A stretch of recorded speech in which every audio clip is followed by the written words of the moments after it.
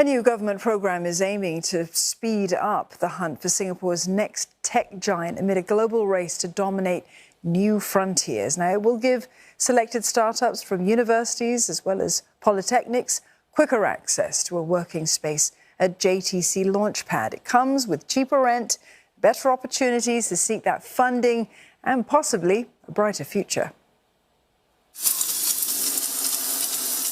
This robot can clean a filthy toilet in just 2 minutes. It could halve the manpower needed for such mundane jobs at a time when many firms can't find workers.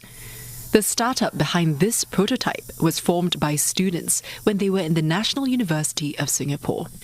It wants to market this by end next year, and finding a spot at the JTC LaunchPad has been a crucial step. This physical space allows us to put together our hardware resources, to set up our structures for testing, measurement. It really cuts months on our plate because if we did not have a very ready access to a place like a toilet, we would actually need permission from cleaning companies. Amid a more competitive market, startups from agencies and higher learning institutes will get faster access to a space somewhere in these 7 blocks. Sign-ups will take a month instead of the previous 3 under what's called the Green Lane program, with rents about 4 times cheaper compared to other places. It's a huge draw for startups just beginning to reap the fruits of their labour. Cash flow and cash is the lifeblood of any startup, no matter how good your product is, right? So it helps because we don't have to worry about that part. We focus more of our time, energy and resources on the things that a startup should be focusing on, like customers, the product.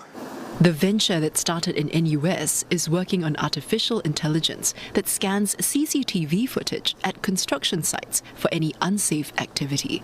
It'll report these right away to contractors, helping cut manual checks by half.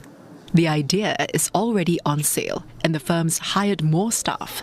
But it wants to grow and enter more markets like the maritime and oil industries. This should be easier in the Launchpad because investors, other startups and mentors are in the same place. For this early stage startups, the journey is actually very difficult, trying to figure out how to actually build a company, trying to figure out how to basically access to certain markets. So by being part of this tight-knitted community, they are able to tap on each other's expertise, experience, to basically grow collectively. JTC is studying whether to add more space here or elsewhere. Right now, the Launchpad houses around 700 startups since 2015. It's nurtured over 2,000 others.